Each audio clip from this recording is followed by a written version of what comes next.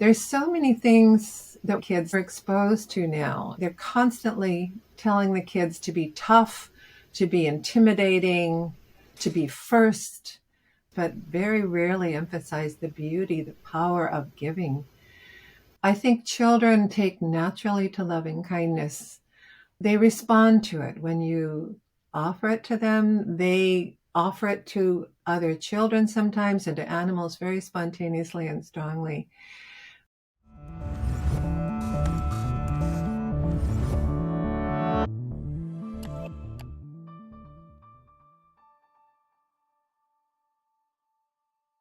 I'm Scott Snibbe, and this is A Skeptic's Path to Enlightenment.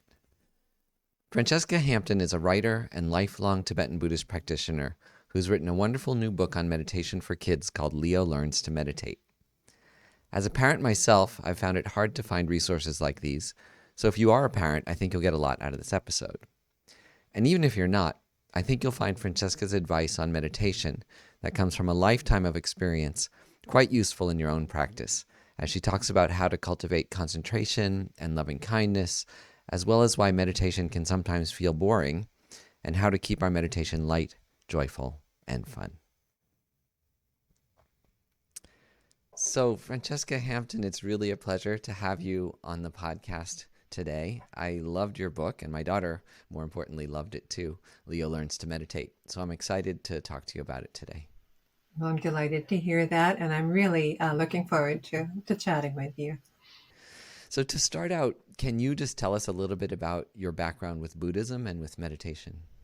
Yeah, I was attracted to Buddhist imagery even as a child. And when I was older, after getting a degree in history from UCLA, I took off on the first of several long trips to explore the world, to find out what it was really about.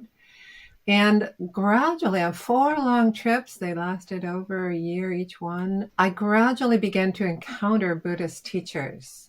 One night, I made my way to this temple outside of Bangkok and met this remarkable Englishman. His name was Fra Countipalo. And he was like a half generation ahead of the rest of us. He had become a monk in the Thai tradition.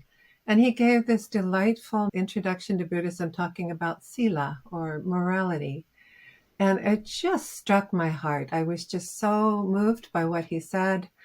I went back to my hotel and started reading his book and went on to travel to Nepal, where, ironically, the teachers that would be the most important in my practice were offering beautiful teachings to many other Westerners, but I was involved reading that book. So I went all the way home to Los Angeles, and there, eventually, in 1974, I encountered these lamas. Lama Thubten Yeshe and Lama Zopa Rinpoche was his main disciple. And over the next few years, I went to a series of courses with them and had my first really solid introduction to what's called the Gelug tradition of Tibetan Buddhism. I went home and became involved in the establishment of Vajrapani Institute in Santa Cruz. And we offered many courses over many years, and I got to experience the teachings of other lineages of Tibetan Buddhism. More recently, I've been teaching English as a second language for many years in local adult schools and the community college here. And I study more online now. I'm getting old. It's getting harder. And with COVID and everything, it's much easier to study at home. And I've discovered the wonderful resources provided by a man named Alan Wallace. And he's done whole retreats and put them online. It's called SBI Media, if anyone is intrigued by all that. All that said, I'm a traveler, a writer, and a teacher of English, but I have not become a meditation master or a teacher of Dharma. I think if people think of me in this book, it would be as a Dharma friend, someone who's just sharing with you what has helped me most in my practice over the years, what has kept my heart happy, what has come most easily.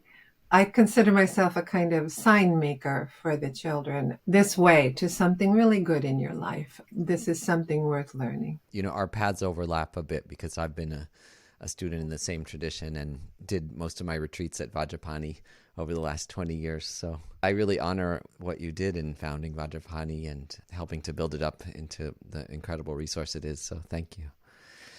So the real delight of your book is how much my daughter liked it, because obviously, I've sort of raised my daughter a Buddhist, I guess you'd say, but I've never sit down and give her meditation instruction. That said, she actually comes and sits this morning she was with me for an hour in my room. While I meditate, she sits and does something. But it was really nice showing her your book because she got to actually sit and talk explicitly about meditation and think about meditation. So she actually helped write the questions, but I had her record a few questions. So I'm going to let her ask the first question here. How did you come up with the idea for Leo Learns to Meditate? Well, when I first started writing, I decided to try to write children's adventure stories a few years ago, just to learn how to write a novel, how to shape a story as a writer. And I found I really loved writing for kids. It just kind of flowed naturally, just putting myself in the place of the children and then imagining what they would do and feel as they move through the different things in the story. More recently, what I see on the news is really dismaying to me when I see what children are faced with today. Not all children, of course, but too many children are faced directly with wars and disasters. And even children who are not in places where this is happening, I can see that they have a feeling of the world as a lot less safe place to be in. It's not as stable, safe place that I had when I grew up. It felt like the world would be safe forever when I was a child. It seemed important to share as much as I could with what has helped me most to keep my own life in a kind of balanced mental peace, even in the face of the challenges that life can throw at everyone. But it's so much harder when you're a child, and this is just meant to give them more resources and to feel happy in yourself even when things are challenging outside. So your book starts out with Leo, who's the main character in the book, asking, what is meditation? So what is meditation from a kid's perspective? I wrote this book thinking of myself as a child. I wrote it for myself. And as a child, for a long time, and even later as an adult, I was really mystified by what people were saying when they said they were meditating. I mean, when you're a child, you notice the outside of things. You notice that people are sitting still and maybe closing their eyes, and it's all very intriguing, but it's hard to guess what's happening inside when you're a child. It's also confusing because in the Western world, we use the term meditate or enlightenment in a much wider context than in traditional Buddhist practices. Many things come under this umbrella. For example, it could mean just thinking out a problem, or it could mean an exotic mantra to help you get rich. For me, my first glimpse of meditation came when I was in high school. And this substitute came to my dance class. And she did the most astonishing thing for all of us. She had us lie down in the darkened room and carefully go through our body, starting with our feet, tightening things and releasing things and feeling the quiet of the muscle after you tightened it. And gradually she moved up the body. And by the time she got to my mind, my head, I was in this wonderful state I had never experienced before. And I thought, what comes next? What comes next? And it gave me a sense that there's something to be learned by doing exercises like this. For me, I wanted to share the full meaning of the term meditate, as much as I can in this context, but coming from an intact Buddhist tradition, not just something that I'm making up. I'm just pointing to what is there in a fuller tradition than some of the many words we're using as the word meditate. And I think these ideas are found in some form in all religions. This isn't specifically Buddhism that we're talking about when we talk about meditation and mindfulness and loving kindness. Many people have personal philosophies that include these things in a really quality way. I think children take naturally to loving kindness. They respond to it when you offer it to them. They offer it to other children sometimes and to animals very spontaneously and strongly. But having someone explicitly teach it may or may not occur in a child's life. Assuming the child is old enough to show interest. If they're bored, this is, no, don't talk to me. I'm watching TV or I want to play with my toy. That's fine. But if they're showing interest, I think it may have a really positive effect on their mind to have it specifically explained. There's so many things that we're exposed to now, and especially TV. They're constantly telling the kids to be tough, to be intimidating, to be first. They often encourage you to take and buy and have things, but very rarely emphasize the beauty, the power of giving. And in reality, if you follow the lives of people who dedicate to themselves in this way, it results in suffering in the long term. You won't see very many happy celebrities living that lifestyle. To follow them into their 40s and 50s and see how happy they are, you can observe it happening. Loving kindness just works so much better for both the meditator and for the people in his or her life that are receiving it. It just creates joy in a life. And I wanted to let children know specifically to think that way. It would have helped me. Yeah, I've often thought that myself because I grew up down in Monterey, and Lama Yeshe was teaching at the time, in the early 80s. Sometimes Yeah. I think as a teenager, if only I had known and been able to go up to teachings there, I would have had a much more peaceful and stable childhood and adolescence. Our next question is from Samaya. She had another question for you, so let me play that for you. Leo's mom warns him that meditation can be boring. How do you make meditation not boring? So I think at first, let me say that meditation is sometimes boring. And it's okay for it to be boring. And if you feel too bored, you can always stop for that session. The boring comes because our mind is having a hard time entering the space of meditation. It's always being pulled away. I've got a deadline. I've got this important thing I need to think of. And when you're halfway, it is distressing to be pulled into this space of not thinking. When you're doing it right, it just offers a space to step back from whatever your mind is doing.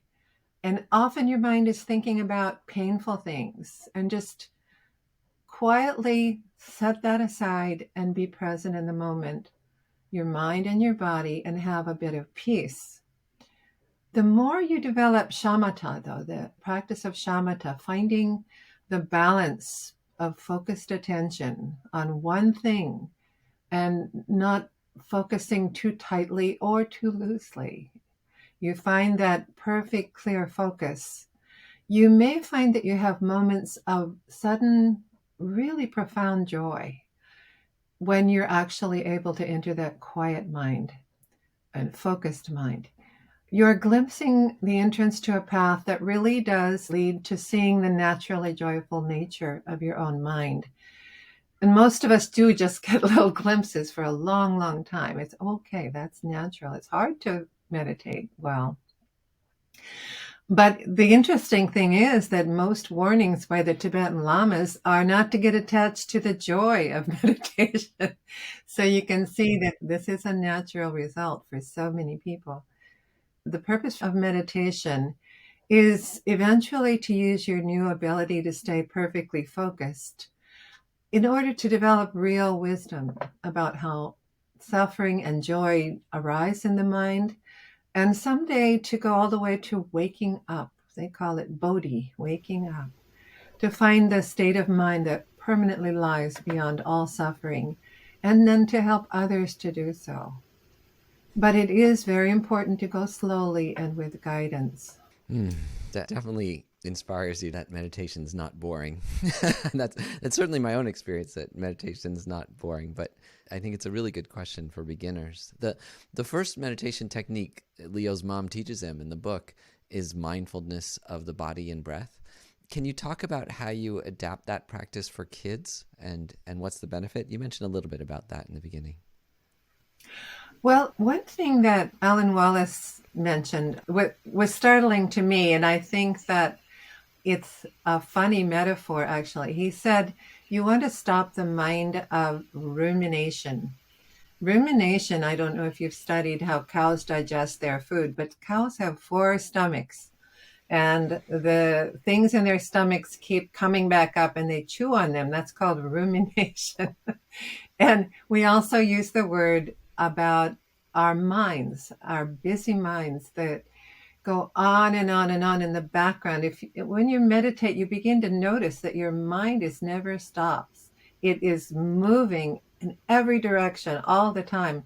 It's looking into the future, looking ahead, practicing scenarios of what you're going to do if this happens or that happens. It's running to the past to think, oh, why didn't I answer better to this situation? Why didn't I tell someone this other thing? And you're just practicing life all the time in your mind. And many of these things in this uncontrolled mind often lead us into very negative emotions of sadness or distress or worry when your mind is not focused, not self-aware. Learning to stand gently apart from this busy mind, to focus on your own body and your own breath, to become aware of your own feelings, standing a little bit outside of them. These things, they can give us some spaciousness, some calm, even for children.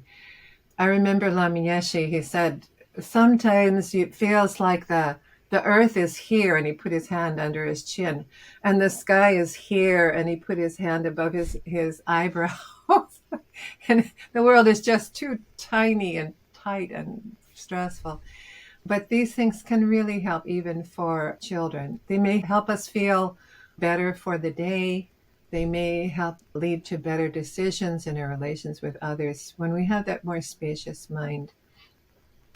I want to say that I added an emphasis for children as they're beginning a meditation of tightening the body and releasing it. This is something that adults probably wouldn't bother with, but the idea is to gently relax your body before you begin a meditation. It focuses you away from your ruminating mind and helps you start.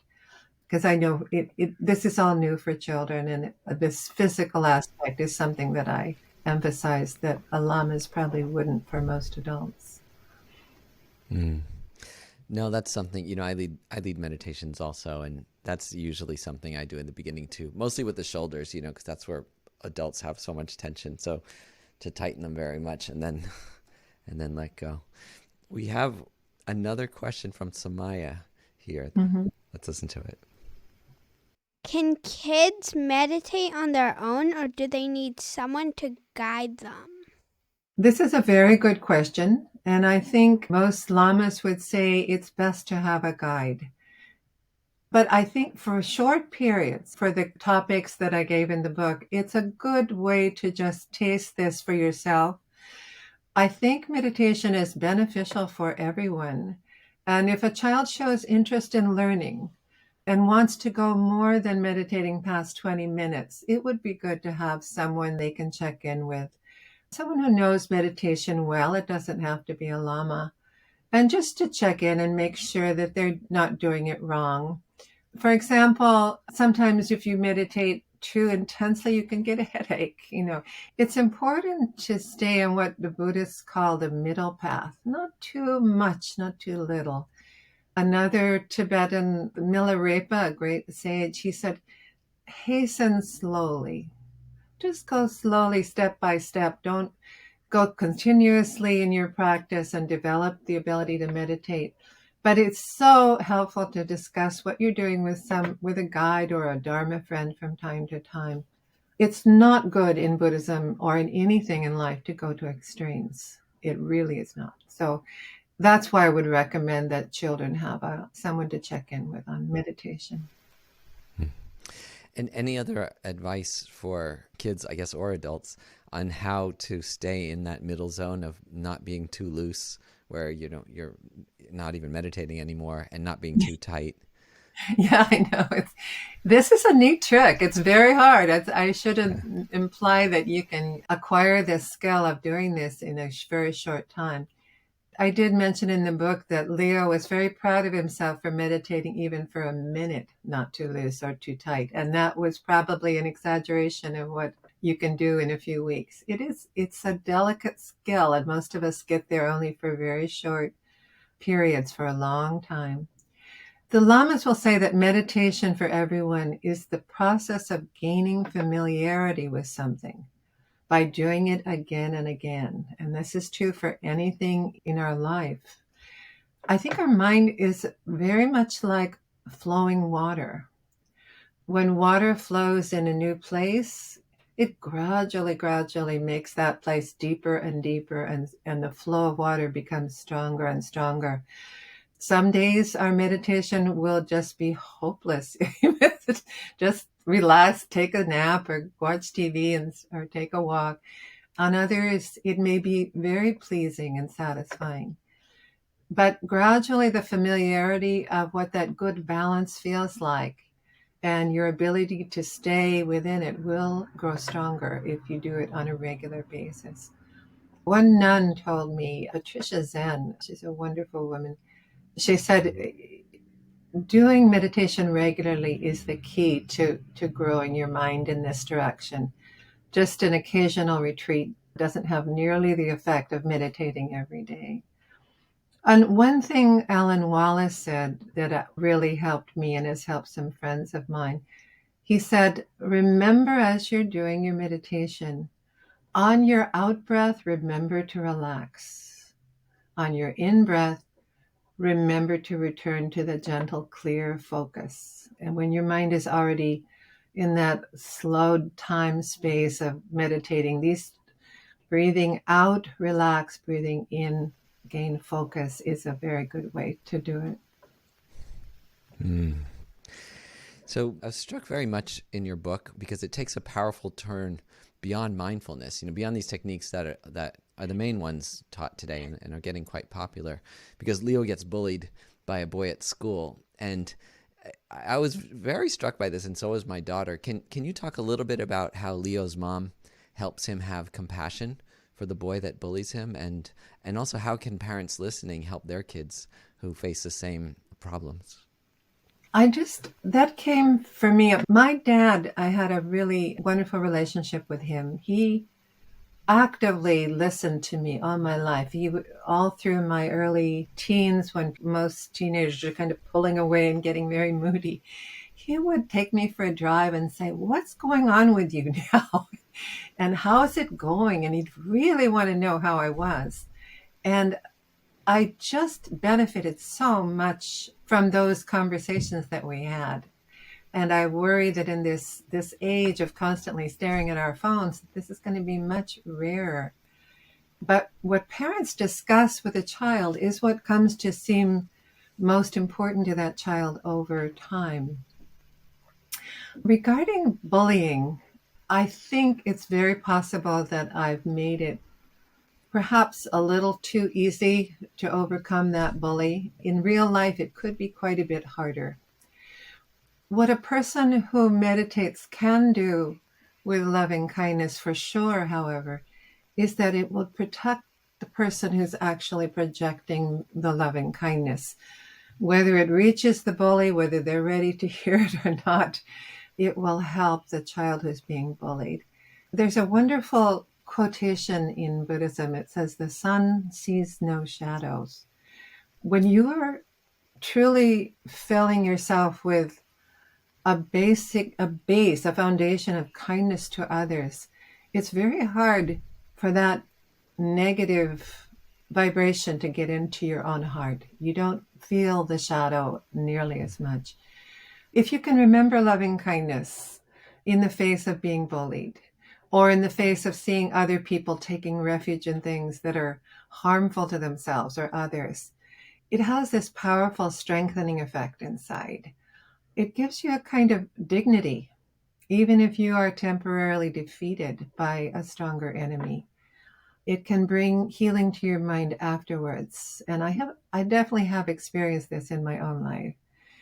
Your example may also slowly affect others over time and bring you friends who start to see your good qualities, including that bully. I do.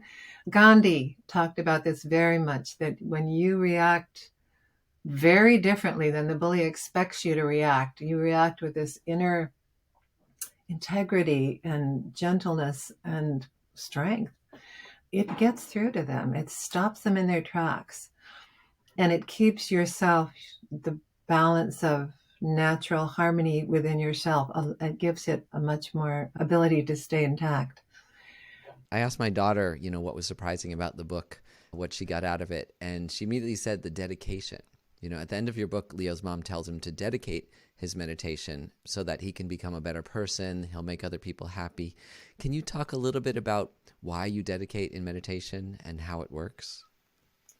Yeah, this was something I did learn in Buddhism, and I don't know if it's found in other traditions or not, because it involves the idea of karma.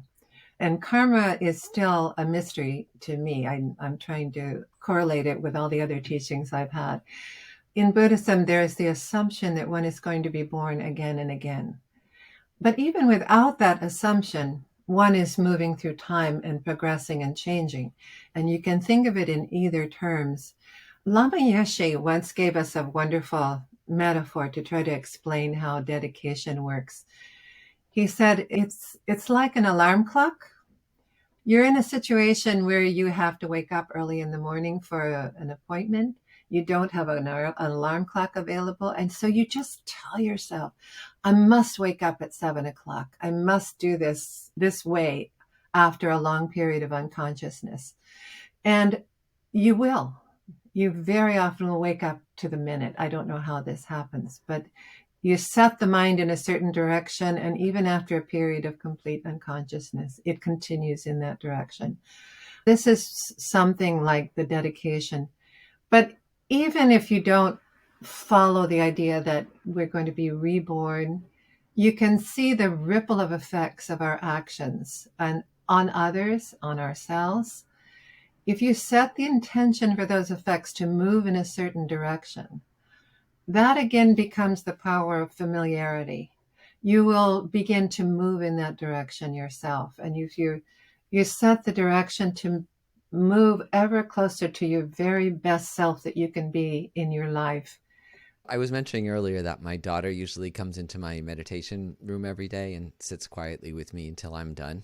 But I've always wanted to just leave the space for her to figure out for herself, whether she wants to meditate and how to meditate. But as an adult, do you have any thoughts on how and whether to welcome your child into your practice? Well, again, I think you probably know far more about parenting and what children can do than I do, because I'm not a mom. But I was a child. I specialized in being a child for quite a number of years. And I remember how things affected me then. And for example, my father was a passionate reader of history. I remember reading books upside down at age 4, and then gradually I got them, so at least I was right side up. He would tell me stories, amazing stories, the history of the Aztecs and the La Noche Triste when I was like 7 years old. I still have an interest in Mexico because of those stories. Everything he told me about gave me an interest to go in that direction. Even just agreeing to sit silently with a parent and not interrupt makes meditation, I would think, feel special to the child, something important, something to learn more about over time. I think it may also create a special bond between parent and child. I remember my dad coming in at night and telling me stories of Oscar the octopus that featured myself as always in a starring role along with Oscar. And now when I write a story, it's partly in his memory. It's in honor of that bond that was created between us. It was important to him. It was joy. It was something joyful we've shared together. And I think that your daughter coming in to meditate with you, it has got to be following something of the same story. In general, my whole life's goal with meditation is to make it feel like something so fun you would do it on a Friday night with your friends, you know? So I try to do the same with my daughter. And a lot of that is through just the mystery of it, that I never push it on her, but it makes her curious. You know, she'll turn my pages sometimes, you know, if she sits right next to me, and she'll ask questions. You'll say like, oh, what's that? What's that? Why do you do that practice? And that to me seemed like it keeps the excitement. Yeah. I think you have a wonderful attitude to meditation. I can see people getting so grim about their meditation practice. And the Dalai Lama and Lama Yeshe both have mentioned never make it suffering. Don't make your meditation practice difficult and suffering. If it's too much, leave for that time. Have short sessions that are joyful. And then you want to come back to the cushion and you want to progress in whatever is really meaningful for you at that time. Yeah. So you have offered to lead a guided meditation, which I really appreciate. We'll air that in the next week's episode, but can you tell us a little bit about it right now, what the meditation is that you're planning to lead? Well, we're going to start a little bit by, calming the mind, getting into that meditation space a little bit. And then the meditation on loving kindness, which starts, interestingly, with oneself. Buddhism is not about just working for the sake of others and putting yourself down or leaving yourself out of the love and the kindness you're offering to others. It starts by loving yourself and moves out from that awareness of cherishing, self-cherishing, in a good way, cherishing your own happiness and then expanding it towards others. It makes it stronger. Anyway, we're going to try that out. Great. Was there anything else you'd like to mention about your book or Meditation for Kids? Just that I'm very happy to hear that it's getting a good response. I've heard people respond that even a 3-year-old really liked it. I was quite astonished by that. And other people telling me that they think it could be beneficial for even teenagers. So this startled me. It was aimed for youngsters, 6 to 10, somewhere in there, according to the interest of the child. A little peace of mind for children in this difficult world that they're passing through right now. So Francesca, thank you again for joining us on A Skeptic's Path to Enlightenment to talk about Leo Learns to Meditate. And next week we'll have your meditation. My pleasure. Thank you. Thanks for joining me for my conversation with Francesca Hampton. You can find a link on our website to buy her wonderful new book, Leo Learns to Meditate. If you enjoyed this episode, please consider making a donation to our podcast. A Skeptic's Path to Enlightenment is a nonprofit organization supported entirely by donations that keep all our content free and ad-free. To support us now, visit our website at skepticspath.org. We accept cash, credit, Bitcoin, and other cryptocurrencies, and your donations are tax-deductible in the U.S. If you'd like to deepen this conversation, please join our newsletter or our social media accounts on Instagram, Facebook, Twitter, and LinkedIn, where we can be found under the name Skeptic's Path. Thanks to Tara Anderson for producing and editing this episode, Christian Perry for audio mastering, and Isabella Acebal for marketing, digital production, and social media. We wish you a wonderful day.